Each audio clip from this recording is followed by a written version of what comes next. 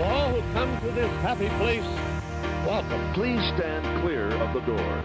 Por favor, manténganse alejados de las This here's puertas. a brand new history.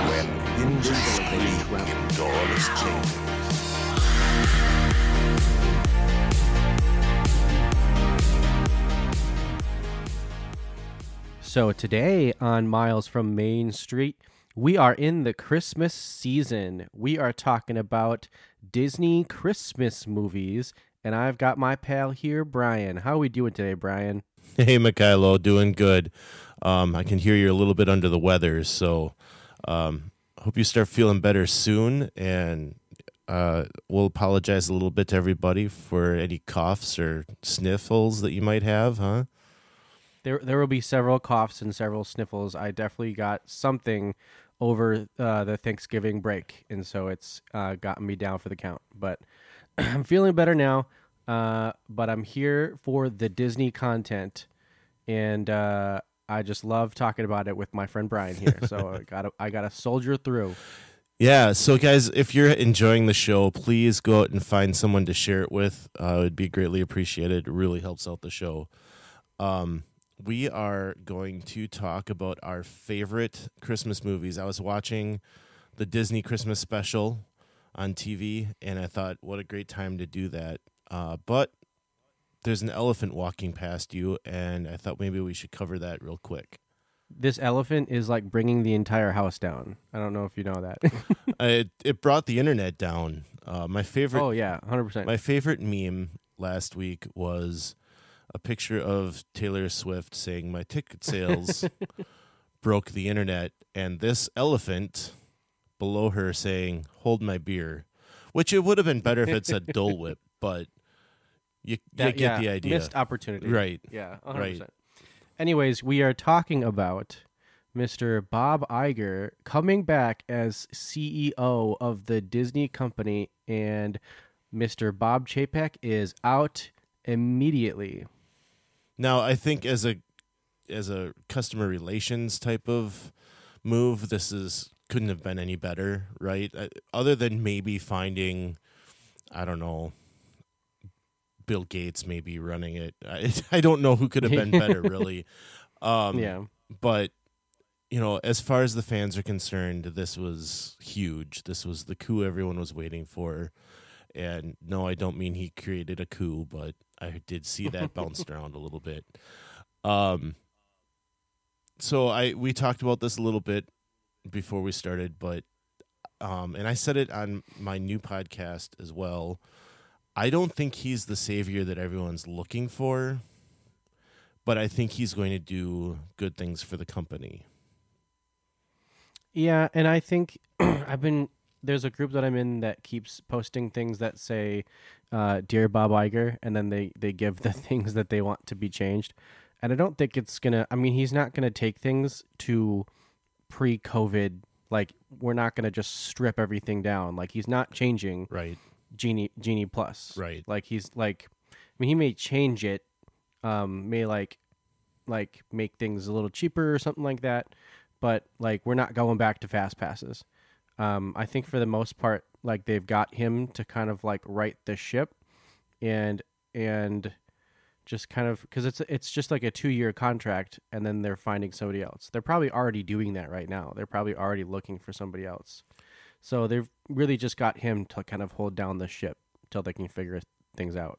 Right, and that's his mandate, right? Like, find your successor and groom them. And I know that they talked to, and I can't remember their names, but a couple of guys that had left the company a couple of years ago. They went out and bought their own, or started their own company, and part of their deal, they had actually gone to them first and asked for them to come in, one of them as CEO, and they turned him down because, or they didn't turn him down, they said that they wanted Disney to merge or buy this company that they had created. But the problem is that to do that, Chapek would have had to sign off on the merger, and he's not going to sign his own fate away, right? Mm-hmm. So there's speculation, and I hate getting into the news versus rumor thing, so just know that this is all speculation that maybe Iger is coming in to facilitate that merger. We don't know. He did have a meeting today with cast members, and he said that he's not interested in any new acquisitions right now. So take that for what it's worth.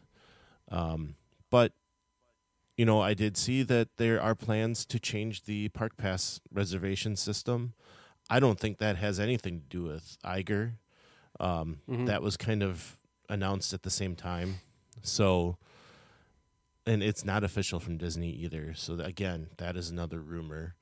But, it's just, he's going to do things that sets Disney back on their creative path where I think the company needs to be.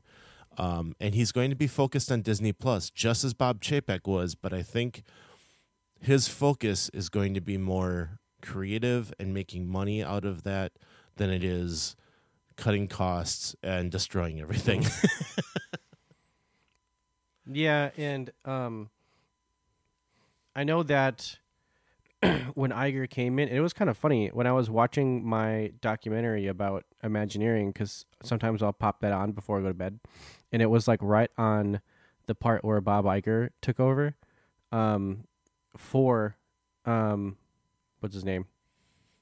Was Eisner, wasn't it? For Eisner, yeah.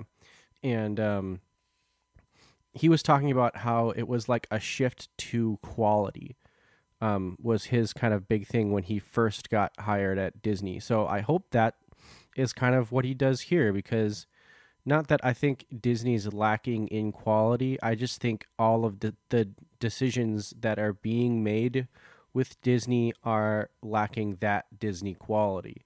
And it's like just like having that thought of, is this going to be something quality that we're putting out, or is this going to be something quality for the consumers? Like having that mentality going forward might be a lot better.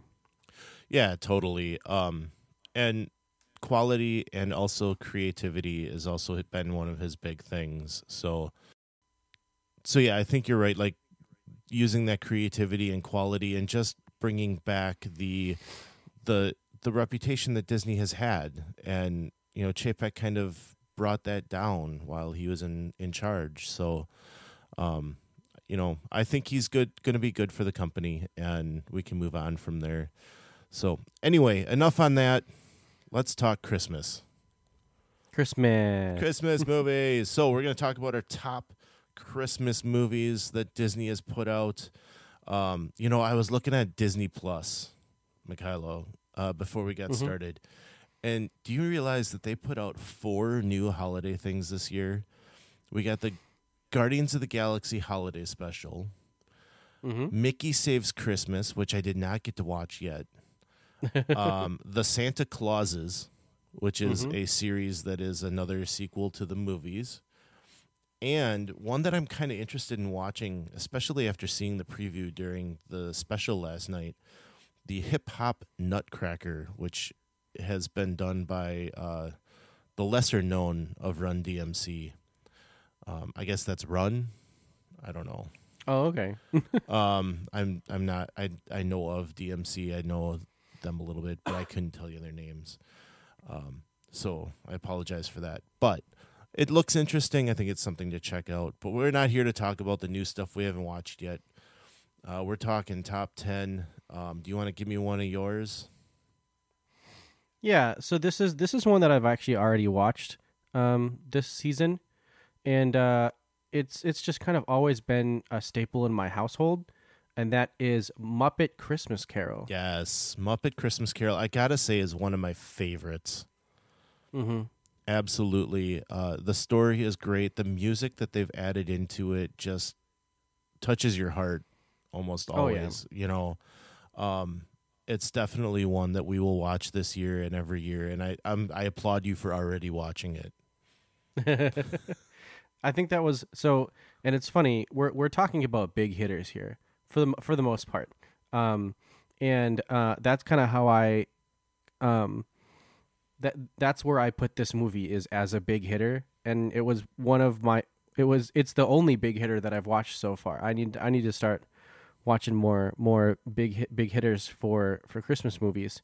But yeah, it was just like I want to watch a big hitter, and Muppet Christmas Carol seems like the best option right now. So we went for it. Yeah, and so yeah, it's the typical Christmas Carol movie.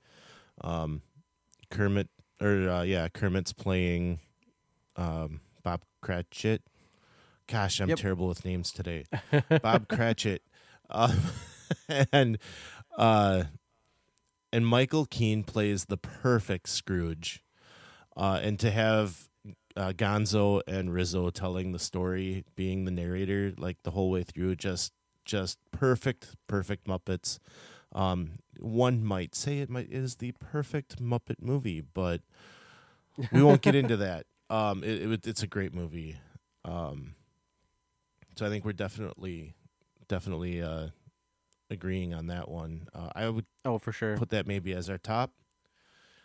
We're not necessarily going in any order though, right? No specific order. But let's stay in the Christmas Carol realm. Mickey's Christmas Carol, I think, is another great movie. It was, if we just watching the Mickey documentary, if anyone else has watched it, you may know what I'm about to say, but it was supposed to be Mickey's return to the cinema, right? And it didn't quite work out that way. It turned into more of an Uncle Scrooge, Donald Duck movie. But still a wonderful Christmas movie to watch. I enjoy it. Hits you on all the right beats for the being heartfelt and everything. So a very enjoyable movie. Yeah, it's definitely one that I don't watch on a regular basis, but I have seen it once or twice. So it's not like I have to watch it every Christmas one, but it's definitely up there. It's definitely one of the ones that I do enjoy. Yeah. So Jim Carrey's Christmas Carol, to round out the triplet of Christmas Carol movies. Yep. This is one that I don't care for. It scared my kids a little bit too. So they don't really care for it either. But you know, it's gonna be at the bottom of my list. But this is one you were excited for. So yeah, and I think it came out at a good time for me because I was like, I don't know, like I was really enjoying and this is kind of funny how because I was talking about the NSYNC Christmas album to my fiance like the other week, and she was like, I've never heard of that. And it, like, the only reason I know it so well and I love it is because it came out like on like a really good Christmas. And like I was having a lot of fun that Christmas, and so I was like, oh, I love this. And it's kind of the same thing with this one where I have like good memories of it, and it was like a decent Christmas that it came out, and I watched it with my family, and I really enjoyed it. And I like it because it is more of an accurate telling of A Christmas Carol than other ones that I've seen, I guess. So I like it that, and I also like Jim Carrey. Jim Carrey's awesome. He played the Grinch, which we're not gonna talk about that because that's not Disney. But I love that movie too. But yeah, it's just kind of all those things put together. It is one that I'll try to watch every Christmas. But again, it's not like have to watch like a bunch of these other ones. So, but yeah, I feel like a lot of good memories from it is kind of the reason why I wanted it on this list. So. Yeah, I can't disagree. When you like a movie, you like a movie. So I'll let you have that. We mentioned this a little bit already, but the Santa Claus movies, yes, they're so much fun.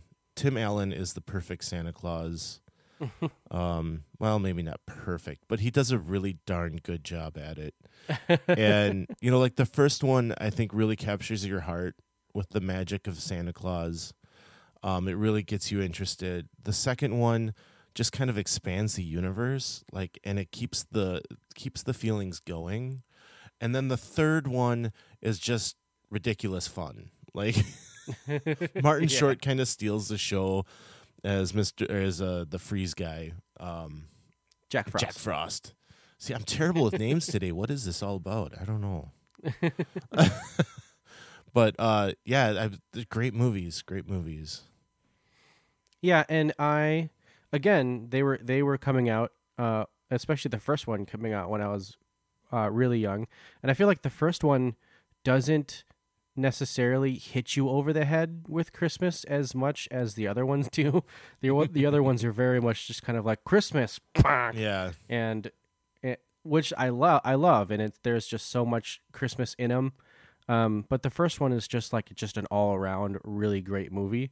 And then the other two just support that so well, and just kind of, that's what I always love about good sequels is just like giving you more of the stuff that you liked. And so that's why I enjoy them as well. They do get kind of nutty. The second and the third one, like Brian said, the third one is just like slapstick fun. It really is. There's a lot of good stuff going on, but yeah, that's kind of why I really enjoy them, is they just like really give you the Christmas feels when you're watching that stuff. Yeah, and it really became like an instant classic when the first one came out, and oh yeah, they really, I'm always worried about seeing sequels, and they really did well with these. I don't think they needed to be not so crazy, and I think the way they present them as a trilogy, like that last one just kind of is like good fun, like you just kind of enjoy it, and the first two have got you captured so much that you don't really care at that point. you know. So yeah, it's awesome stuff. The big one that everyone loves to talk about, and by the time I get to this point of the year, I'm a little tired of it, is Nightmare Before Christmas. I love it. I love the movie. I love the music. A lot of people argue whether it's a Halloween movie or a Christmas movie. I'm more leaning towards that Christmas movie type of feel now, only because of the timeline. It starts at the end of Halloween. Halloween had just ended. And as people are seeing nowadays, November 1st, that radio station's hitting 24-hour Christmas music. The mall is full of Christmas music and decorations. I was in the mall on November 15th, I believe it was, and Santa Claus was already meeting with people. It's all in your face Christmas. And I realized that Nightmare came out 25 years ago and it was a different world then, but it's just, it's so good. It's a Christmas. It takes part as part of Christmas. I mean, yeah, he's taking over Christmas in a scary way, but it's still Christmas. So,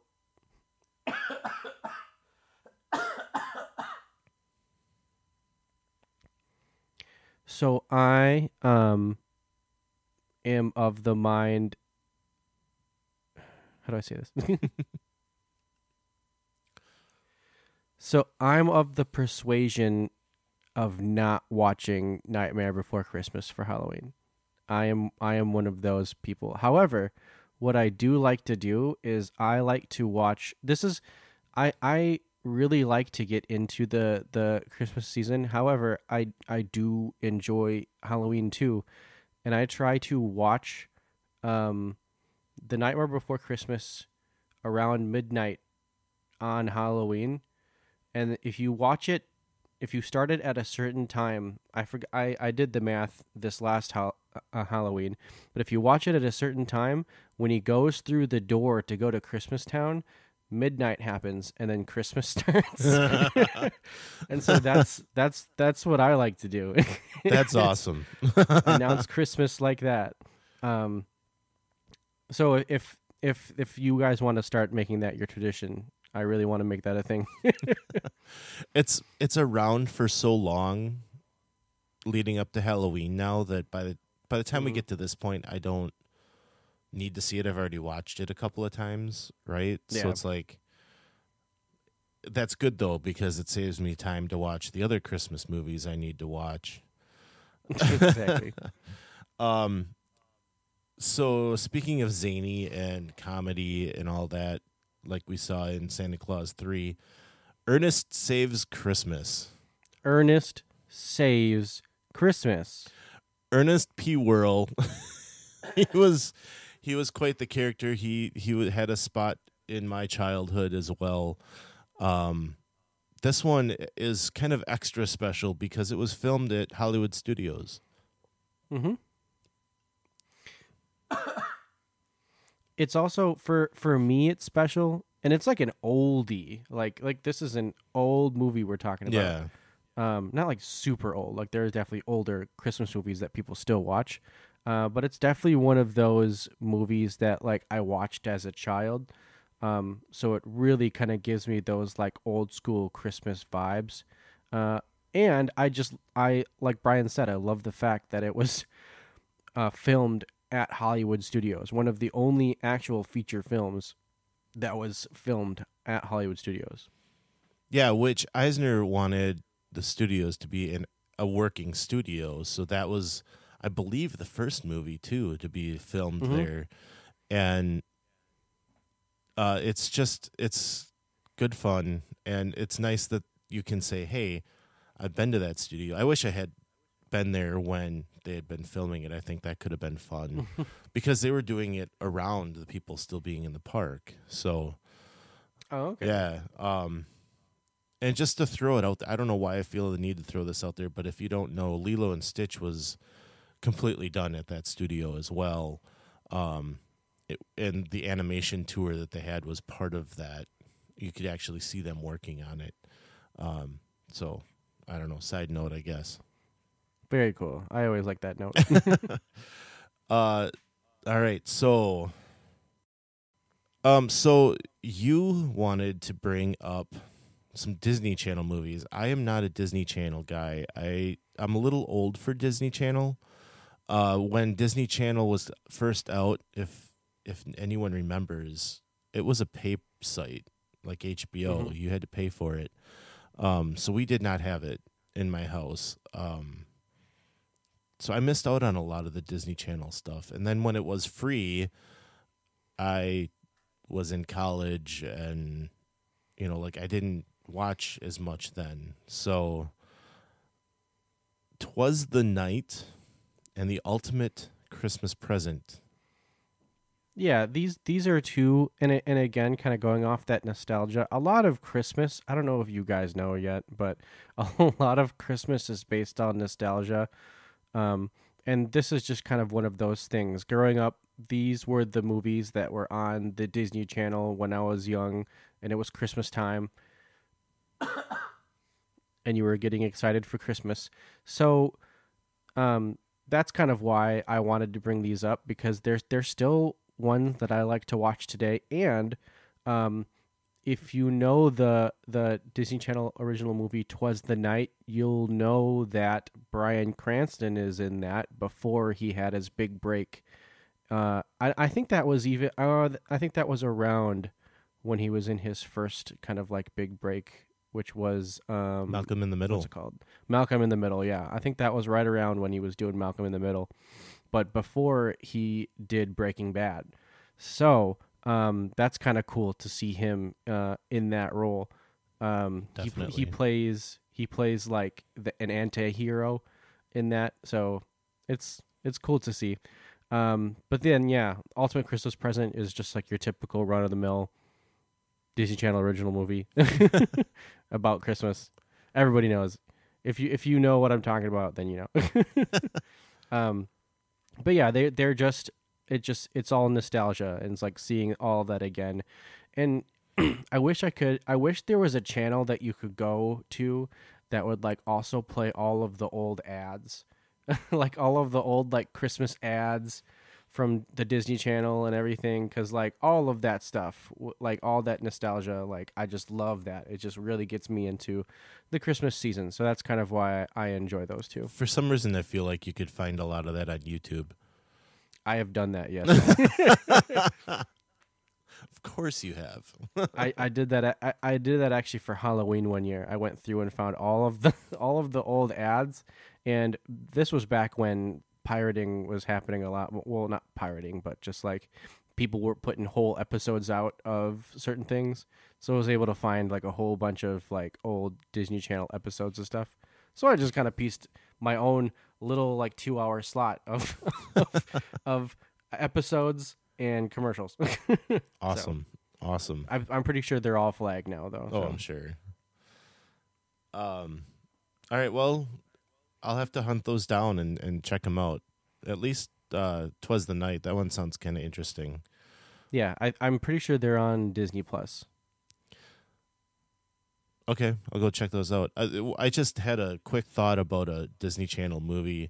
I have watched the what is Charlie, the TV show. Oh, Good Luck Charlie. Yes, my kids Yeah. love that show, and I watched that Christmas movie. Just kind of popped into my head for a minute there. Yep.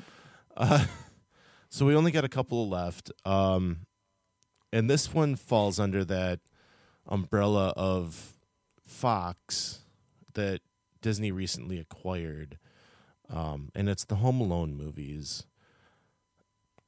Classic. They are classic. When I was a kid, I remember watching it and loving it because, I mean, this was prime total kid Brian when this came out. Like, and every single person walked around slapping their hands up to their cheeks and going, ah! And, it was huge then, and it kind of disappeared for a while. Yeah. And then in the last 5-10 years, all of a sudden it just started coming back, and now Disney has it. And great movies, they're fun. I watched Home Alone 2 and enjoyed it. Didn't really watch anything after that, the other Home Alone stuff. So I have a funny story about that. Obviously, 1 and 2 just absolute classics. Like I watch those every year. I love those. The John Williams score, just chef's kiss. But the third one, I must have watched as like a young child, and then forgot about it, but then like also remembered it somehow in like a weird way, because I think this was like probably 2 years ago. I turned it on and I was like, yeah, like, let's see what this is all about. And I thought it was like a more like maybe like it had came out that year. And I started watching and I was like, I've seen this before, but I didn't think it was a Home Alone. And it was really weird. It was one of those like, why do I know this movie? And it was just because like when I was little, I had watched it once. And so like, I just like remembered everything, but like in my brain, I thought it was something else. It was really weird. But yeah, it's like they take a big left turn with how they're doing that third one. It turns into like a spy thriller. So yeah, it's not terrible. It's just almost completely different. So, yep. All right. Well, classics again, and an instant classic that we love in this house, and it came out with Disney Plus. Noelle, Anna Kendrick is amazing in it, and we're always referencing it during the Christmas season. The little reindeer that she has that she's trying to get to appear when she sings that little melody. Is just adorable, and my daughter, my youngest, just loves it. Here I go with the names again.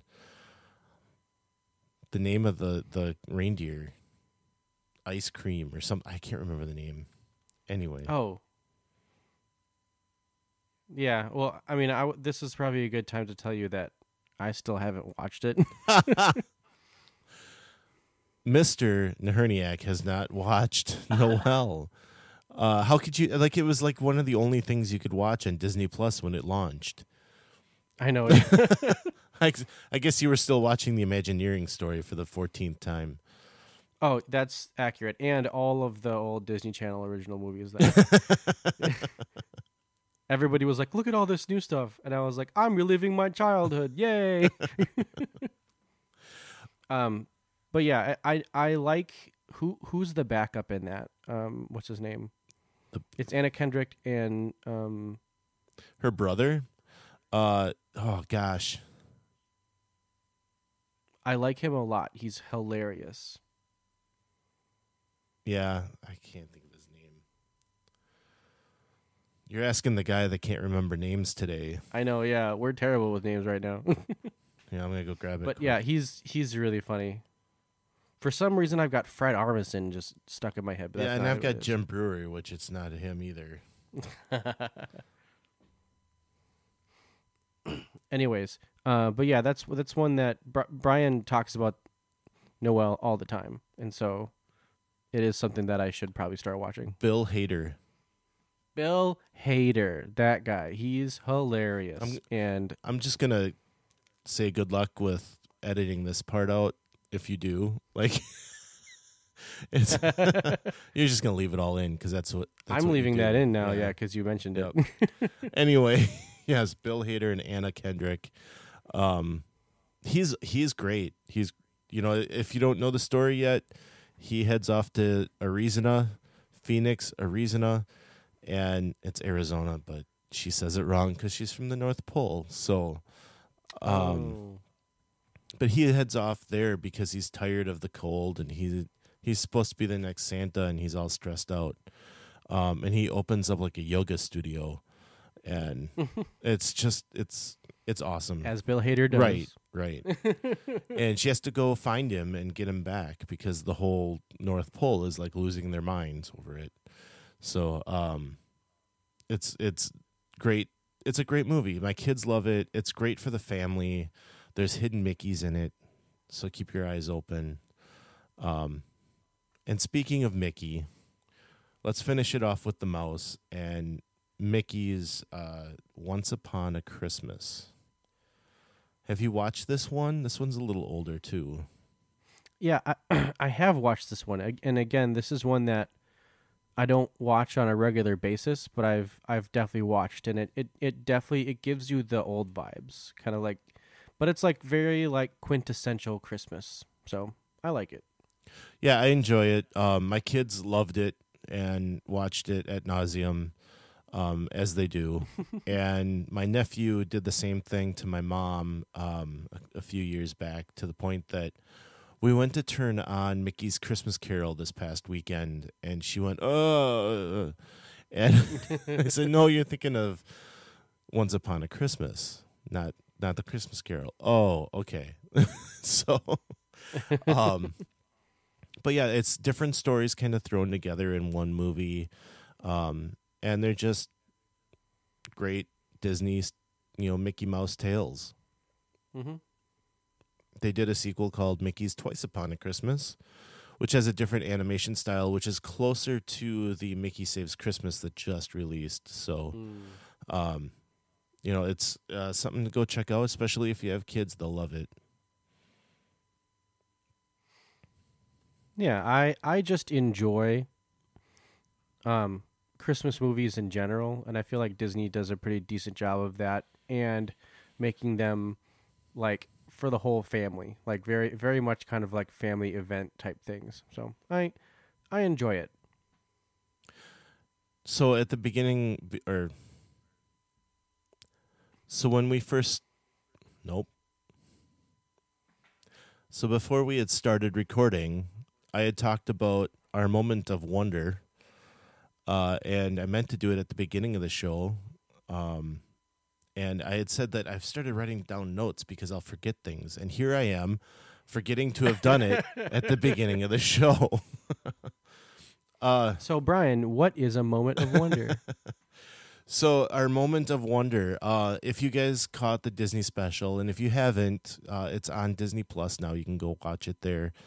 They talked about first of all, 100 Years of Wonder. That's what we're calling the 100 years of the Disney company. And they had a moment of wonder, and Derek and Julianne Hough were the hosts last night, and they shared their moments of wonder. And so I thought that'd be kind of fun to do on here with, so maybe this week, Mikhailo, you can give us your moment of wonder. And, the way I look at it is that this is maybe that moment that you remember as a kid that really draws you to Disney, and why you're maybe now a so-called Disney adult, a buzzword that's in the news again. But I thought it'd be fun to kind of talk about what your moment of wonder is, and next week we can cover mine, and we would love it if you listeners wanted to call the voicemail line on our website. Just go on there. There's a little button on the website that you click on, and if you go at that, it'll record your message, and we can play it on the air then. And just let us know what your moment of wonder was, and we'll carry this into the new year and see how long we can go with it.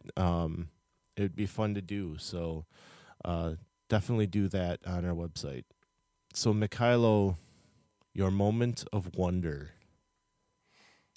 I'm gonna have to go with probably like the specific time that I was kind of like, I think I like all of this, and that is when I actually think I was like in high school, and we had gone to Disney, and I was at Epcot, and I was watching the fireworks there. I forgot what they were called at that point. Was it Wishes? No. Oh. Epcot. Oh, at Epcot. Not Harmonious. Illuminations? That one. And I was watching Illuminations and just listening to the music and seeing the fireworks and experiencing the countries and everything. It was just kind of like all like overwhelming, and I wanted to keep that. Like I just wanted to keep that going, and I ended up buying. They had like a CD version of like all the music from Illuminations in one of the gift shops. I bought that, and that like lived in my car for like a whole year. And I just like listened to that. And I just like needed a way to kind of like bring that excitement with me, like keep that with me throughout like the rest of my life. And so that was kind of like my way of doing that. And then through that, I was just kind of like, you know what? I think I like everything else about Disney. And that kind of like started me on this trajectory of being a Disney adult. So I think that was my moment of wonder, was being at Epcot and seeing Illuminations and experiencing all of the countries and everything. So, yep. Very cool. Very cool. Well, I'll share mine next week. Oh, I can't wait. I bet you can't. So I also, as we've been doing this podcast, you and I have also branched out into a couple of other projects. So I, this past week, launched the Thoughtful Spot. You may have seen it on the feed. It's something I'm doing with my wife, Tammy, who you've heard on the show before. So we'd love for you to check it out. And as we get it up and running, we'll have it on this feed for a few episodes, and then we'll be dropping it off of here and going onto our own feed. So if you want to search for it on Thoughtful Spot, it's already on iTunes or Apple Podcasts. So you can find it on its own feed a little bit in some places, but I'm working through that still. So we'd love to have you join us there as well as on Miles from Main Street. And Mikhailo, what have you been working on? Well, yeah, Kristen and I have our own YouTube channel, and we're trying to do some vlogging. We've put out some park vlogs already, but we're going to start doing some at-home vlogs and stuff like that. But we are called Kristen and Kylo's Magical Life, and you can find us by that name on both TikTok and Instagram. And you can find us on YouTube with, I think we have a grand total of 5 videos. So that's exciting. But yeah, just typical vlog stuff, just having fun. Kristen's going to start doing some merchandise videos. So we're having fun there. So Awesome. So yeah, we love having you guys here at Miles from Main Street, but would also love for you to branch out and check out our other projects going on too. So, but like we always say, some live close and others don't. So let's talk about it. We'll see you next time on Miles from Main Street.